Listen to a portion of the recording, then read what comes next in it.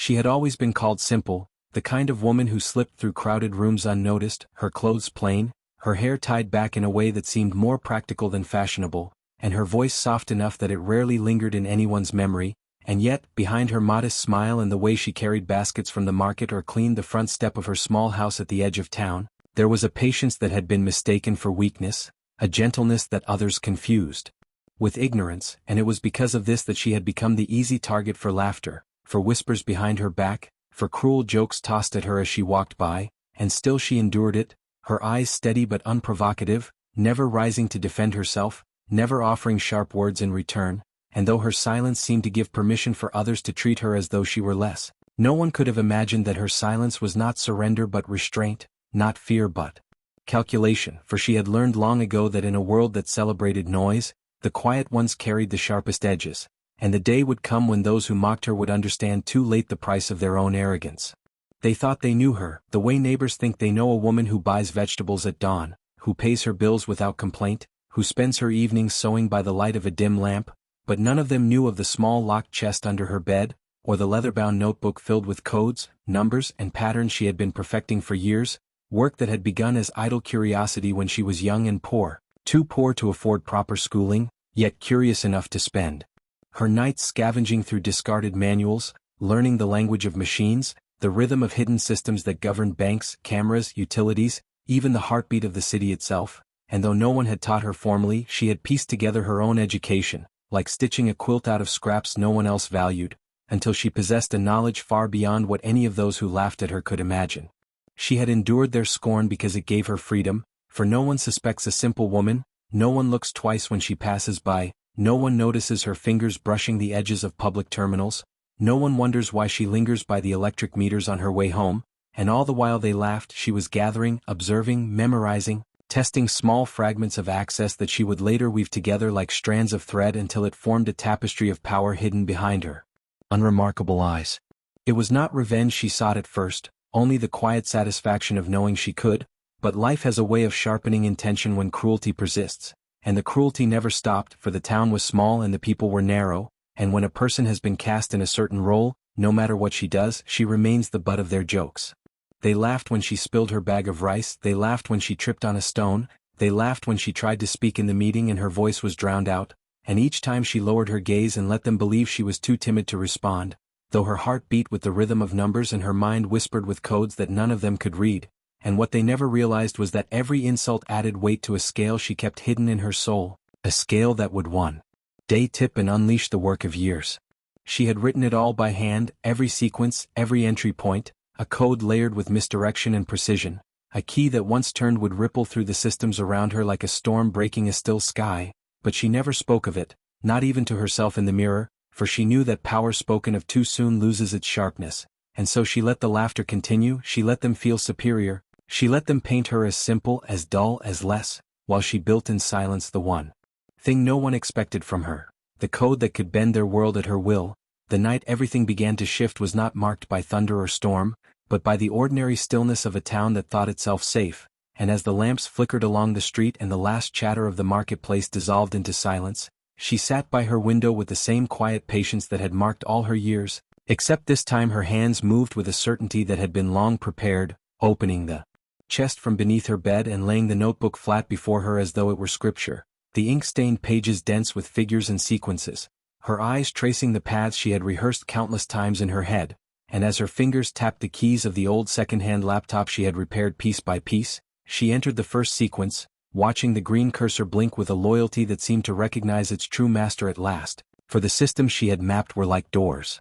hidden behind the facades of everyday life, waiting only for the one who had the patience to learn their locks, and with every command she entered, a door opened, quiet, invisible, yet irreversible. Across the town, while people slept, the grid hummed differently, the power meters blinking in a pattern that seemed random but was in fact a message only she understood. The surveillance cameras in the square flickered as she redirected their feeds to loops she had prepared months ago. The bank's database shifted slightly, balances adjusting by mere fractions of decimals, so subtle that no human eye scanning quickly would notice, but enough to bend the flow of money when she decided to turn the valve fully. She was not reckless. She had not waited all these years only to throw her hand blindly, and so she tested gently at first, watching the ripples travel, confirming that her code was not theory but reality, and when the results returned to her in perfect alignment, a shiver ran through her body, not of fear but of power held in quiet hands, the kind of power that made laughter meaningless, for those who mocked her could not imagine that their jeers had awakened a force far beyond their comprehension. In the morning she rose as usual, carrying her basket to the market, her steps unhurried, her face calm, and still they laughed, one woman snickering at her frayed shawl, a group of men muttering how she would never amount to anything, but inside her chest a fire burned with knowledge that she could silence their entire world with a whisper, though she held it back, for she had no desire to destroy without cause. She waited for the moment when necessity and justice aligned. That moment came sooner than she expected, for power attracts its own test, and a few days later in the town hall a gathering was called to discuss a new tax imposed unfairly on the poorest households, a burden designed by the very same people who laughed at her, the merchants and officials who thought themselves untouchable, and when she stood to voice her concern, her words were drowned in their chuckles, the mayor waving a hand dismissively as if her presence were an inconvenience rather than a right, and in that instant something within her settled, a decision carved sharper than any blade, for their laughter was no longer just cruelty, it was tyranny, and she realized the scale within her had tipped at last. That evening, back in her room, she did not hesitate as she opened the notebook again, her fingers steady as stone, her code no longer a quiet experiment but a weapon unsheathed, and as she pressed the final sequence, the town's heartbeat shifted in a way no one could ignore. The lights across the mayor's district blacked out with surgical precision, while the poorer streets glowed bright as noon. The accounts of the officials bled coin by coin into the accounts of those who had been oppressed, balances swelling in homes where mothers struggled to buy bread, while the merchants stared in disbelief at their own shrinking fortunes. And as the system obeyed her hidden will, she leaned back in her chair with a calm that bordered on divine, for the code had become her voice, her justice, and though they still thought of her as the simple woman, though they would laugh again tomorrow, the truth was already in motion, and the day would come when their laughter would choke in their throats as they realized the power they had scorned had been living quietly in their midst all along.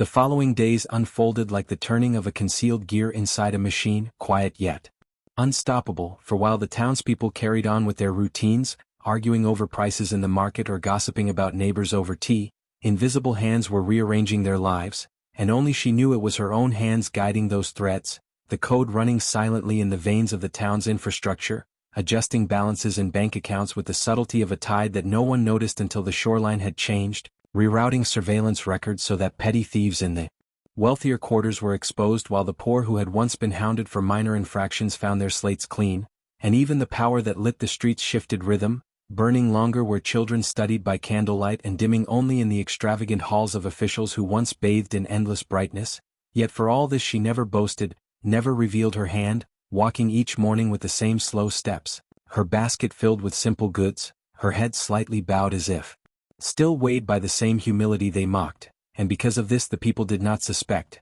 not even when strange conversations rose in the cafes about how fortunes seemed to be turning, not even when whispers spread that some unseen justice was correcting wrongs, not even when the mayor grew pale with confusion at missing funds he could not trace, his auditors useless against an enemy they could neither see nor imagine, and through it all she endured their continued laughter, for though some began to soften toward her, kindness is a habit slow to form, and ridicule a habit even slower to die, and she knew better than to expect gratitude from those who had only ever offered cruelty. Still, there was one evening when her resolve nearly wavered, when she overheard two young clerks mocking her in the square, their laughter sharp and careless as they mimicked her quiet way of speaking, and for a flicker of a moment she imagined silencing them with the weight of her power, cutting the lights around them, freezing their wages, letting them taste a fraction of the humiliation she had swallowed for years, but she did not. For her code was not meant for petty vengeance, it was meant for balance, and she reminded herself that restraint was her truest strength,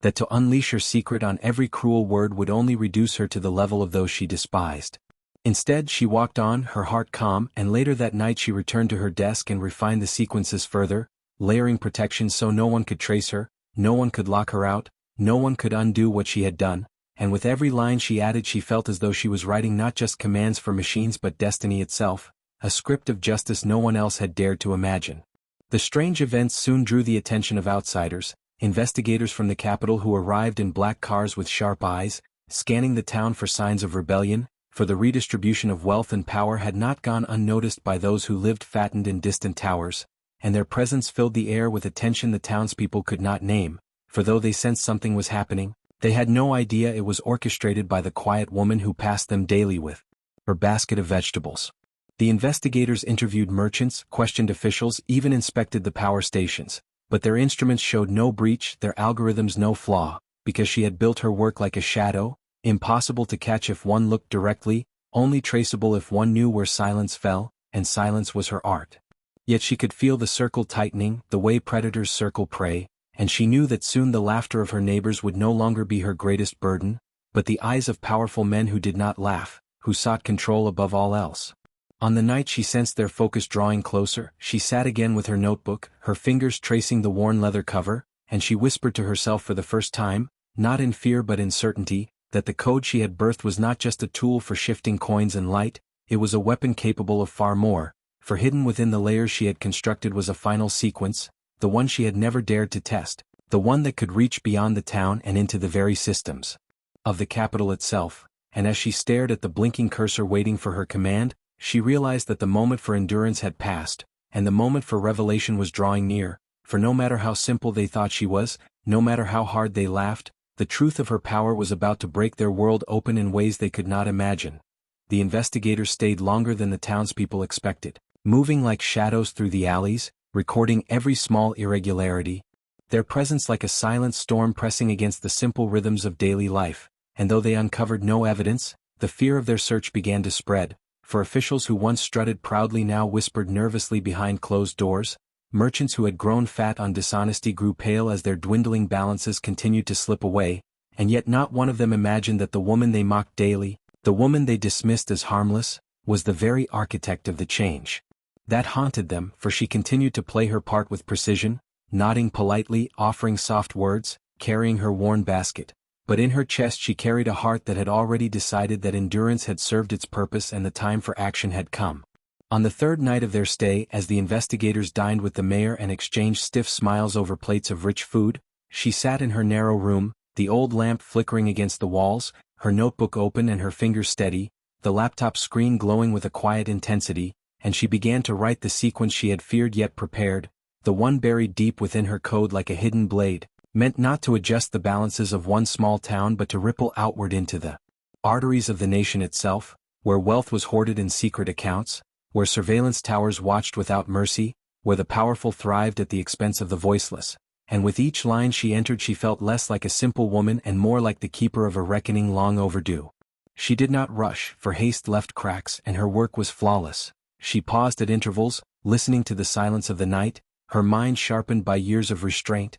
And when the final key was pressed, there was no thunder, no explosion, only the subtle flicker of confirmation as the code dissolved into the networks beyond her small room, spreading like water seeping through hidden roots, unseen yet unstoppable. And in that moment she leaned back in her chair, her breath deep and calm, for she knew the seed had been planted and nothing could recall it. By dawn the first signs appeared. A factory in the capital shut down without warning as its accounts were locked by invisible hands. A convoy of armored cars halted mid-journey when their navigation systems looped endlessly in circles. And in the great towers where officials sat counting their wealth, screens turned black with a single message they could not trace or erase. Balance restored, and though the phrase was simple, it carried a weight that none of them could laugh away. In the town, whispers rose as merchants discovered that their ill-gotten gains had vanished overnight, siphoned into community accounts that suddenly held enough to repair schools, mend roads and feed the hungry, and though many were too afraid to speak, a quiet gratitude swelled among the poor who had lived too long in shadow, for someone had done what they could not, someone had reached into the heart of the system and rewritten its rules. The investigators were furious, storming through the town, interrogating everyone, but their questions led them nowhere, for the woman they overlooked was invisible to their suspicions, her simplicity her greatest shield, and while they searched she walked among them calmly, her eyes lowered, her voice soft, her demeanor so unremarkable that not one of them paused to consider her as anything more than another villager. Yet inside she felt the shift, the way a tide feels the pull of the moon, for she knew the laughter of her neighbors no longer mattered, the cruelty of small minds had been replaced by the panic of the powerful, and that was a far greater victory than silencing petty insults. And as she carried her basket through the marketplace that morning, she allowed herself the faintest smile, not for revenge, but for the knowledge that endurance had become transformation, and that the code she had once kept hidden as a secret dream had now awakened as a force that no one could stop. the capital reeled under the weight of the unseen hand that had shaken its foundations,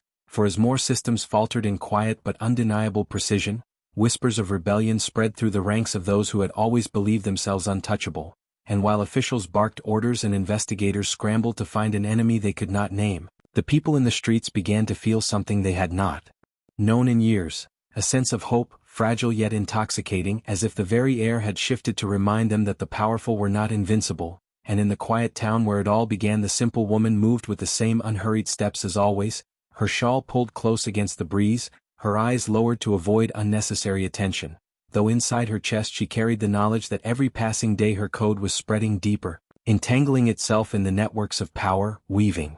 invisible threads no blade could cut. The investigators who had stayed in the town grew restless, reporting failure after failure back to the capital, and their frustration turned to suspicion of one another, their confidence eroded by the constant pressure of the unseen presence that defied them, and though they scoured records, intercepted letters, and even searched homes, they found nothing, for her work was not housed in hardware they could seize, nor in accounts they could freeze, but in the living structure of the systems themselves, as though the machines had chosen to obey her will rather than theirs. Yet she did not let arrogance cloud her mind, for she knew the hunt was only beginning, and once the capital realized the scale of the disruption, they would deploy not just investigators but entire divisions of cyber warfare experts, the kind of men who would not underestimate her simply because she appeared ordinary, and so she began to prepare, not by fleeing or erasing her traces, but by building the final layer of her plan, the one she had envisioned on nights when her loneliness pressed hardest against her heart, a safeguard not only for herself but for the people whose lives her code now touched.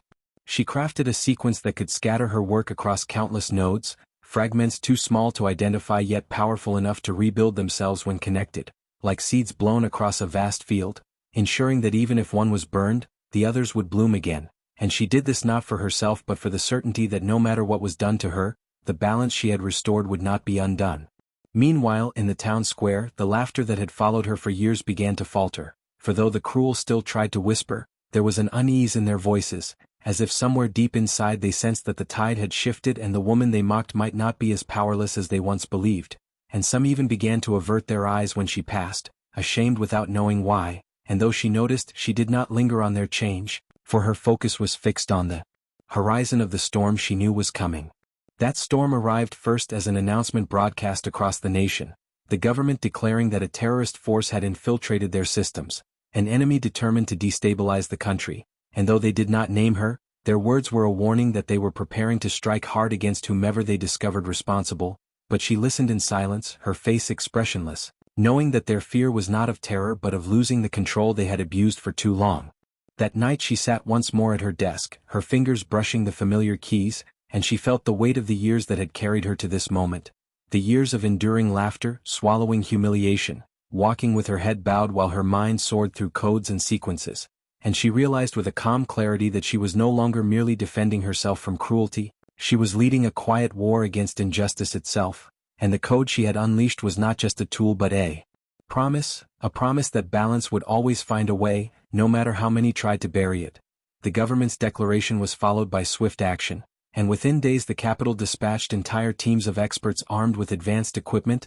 algorithms designed to trace anomalies, and the authority to seize anything or anyone they suspected, and their arrival in the small town was like the descent of a cold shadow. Armored vehicles parked at the edge of the square, men and women in dark uniforms patrolling with eyes that missed nothing, their presence silencing even the most talkative gossipers, and while the townspeople cowered under the sudden weight of this occupation, the simple woman remained steady, carrying her basket as always, her shawl wrapped around her shoulders, her gaze lowered just enough to appear timid but not suspicious, though inside her mind calculations raced as she anticipated every step of their search, for she had known this moment would come and had already woven her defenses accordingly. They swept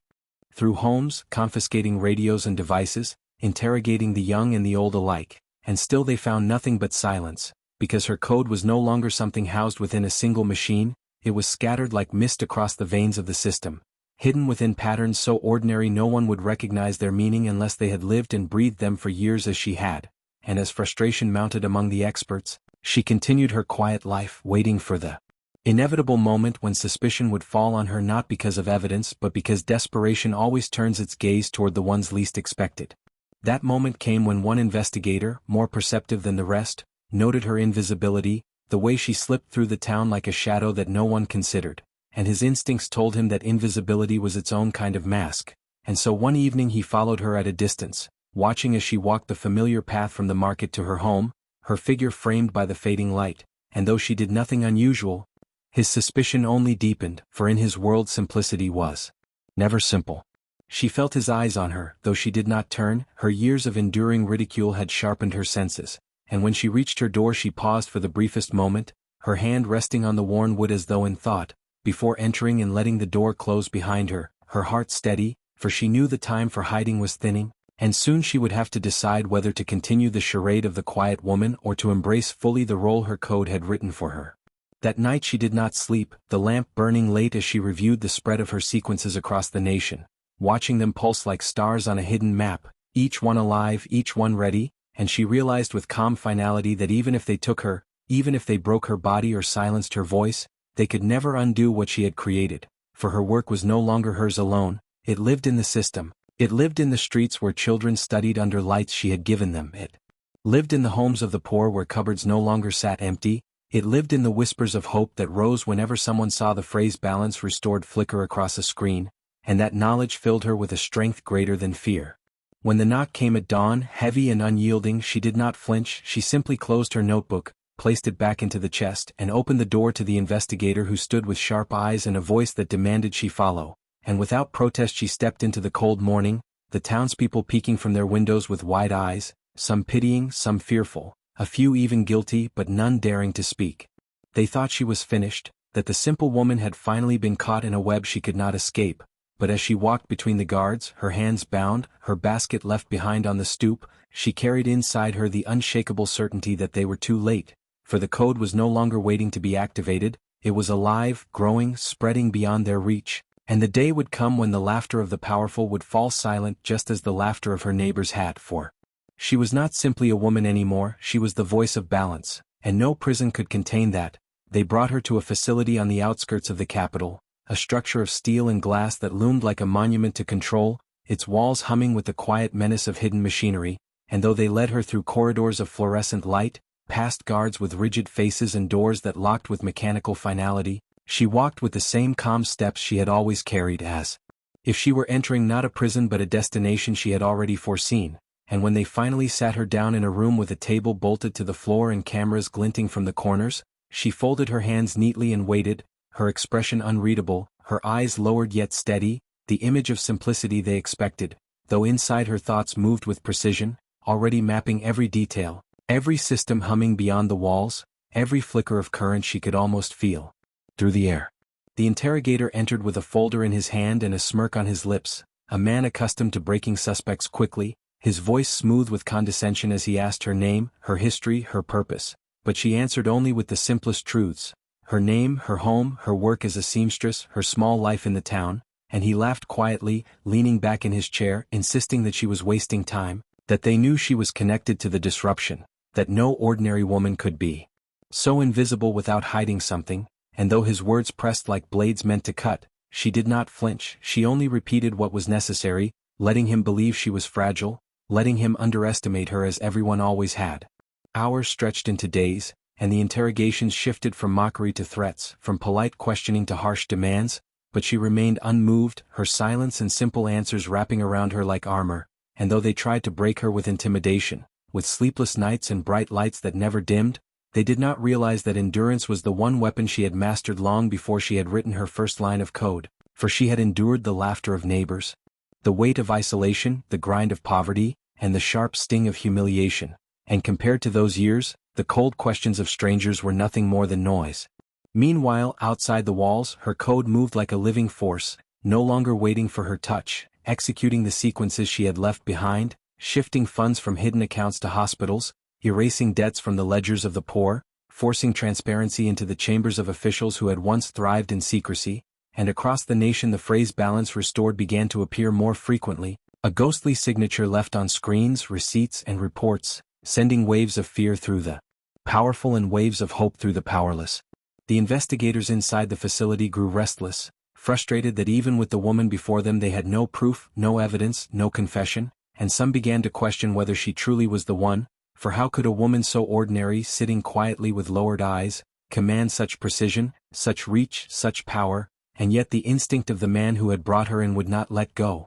for he sensed in her silence the weight of something he could not explain, and that only deepened his determination to tear the truth from her. On the seventh night he returned alone, dismissing the guards, sitting across from her with eyes that burned with a mixture of anger and curiosity, and he leaned close, his voice low, asking her directly if she was the architect of the balance, if she had unleashed the code that was now reshaping their world, and for the first time she lifted her eyes fully to his, her gaze calm but unyielding, and though she did not speak, though her lips never formed the admission he sought, the quiet strength in her stare was answer enough, a truth that chilled him more than any words could have, for he realized in that moment that she was not afraid of him, not afraid of the government, not afraid of the cage they had built around her, because she knew something he did not, she knew that they had already lost. He slammed his hand against the table, shouting, demanding a confession, but she only blinked slowly, her composure unbroken, and when he finally stormed from the room, his footsteps echoing with fury, she closed her eyes and let the hum of the building surround her, sensing in its rhythm the distant echo of her work still flowing freely outside, and she allowed herself a small breath of peace, for even as they tried to chain her body, her code was already far beyond their reach, a living testament that the laughter of the world could not silence the will of one who had endured and transformed endurance into power.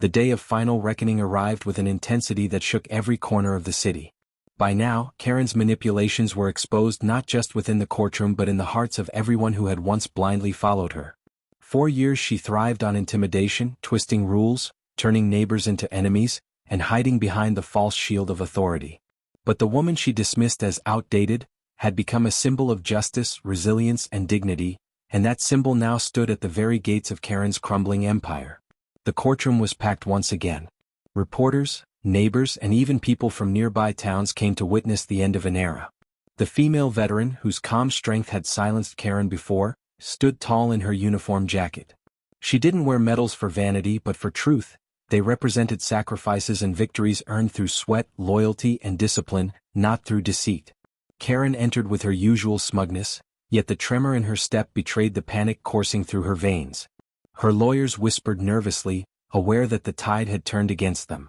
The judge's gavel cracked through the air, demanding silence. Evidence was presented, emails showing Karen's extortion, recordings of her threats, and testimonies of those she tried to bully into silence. Each piece tightened the noose around her influence, and every word spoken in truth was like a hammer against her fortress of lies. Yet Karen tried to fight back with venom. She pointed fingers, screamed about conspiracies, and even accused the veteran of brainwashing the community. But unlike before, no one flinched. The crowd, once cowed by her theatrics, now saw her as nothing more than a desperate woman grasping at broken straws. Then came the veteran's turn to speak. She didn't deliver a loud speech. Her voice was steady, controlled, yet carried the weight of a lifetime of service. She reminded the court and the people that freedom meant responsibility, that leadership was not about power but about protection. She spoke of those who gave their lives for principles Karen mocked daily, and she reminded them that silence in the face of tyranny only bred more tyranny.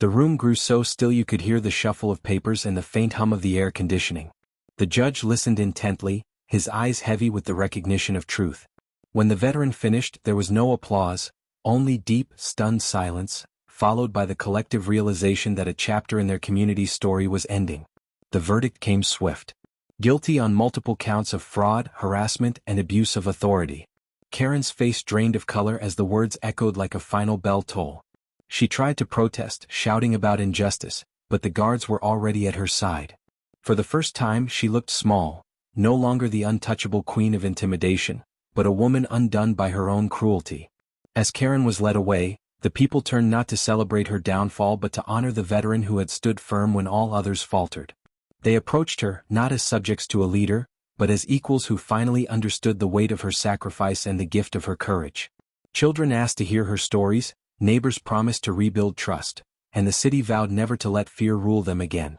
That night, under a sky filled with stars, the veteran returned to her quiet home. She sat with a warm drink, her uniform folded neatly on the chair beside her. She didn't see herself as a hero, just as someone who refused to let wrong win without a fight. But the whispers across the community told another story. To them, she was the light that ended the darkness, the living proof that strength and honor never age. Karen's name would fade into memory, a cautionary tale of arrogance and downfall, while the veteran's story would be told for generations as a lesson in dignity, courage, and the unshakable power of truth. And in that silence, broken only by the gentle breeze at her window, she smiled, because victory, she knew, was never about destroying enemies, but about restoring what was right.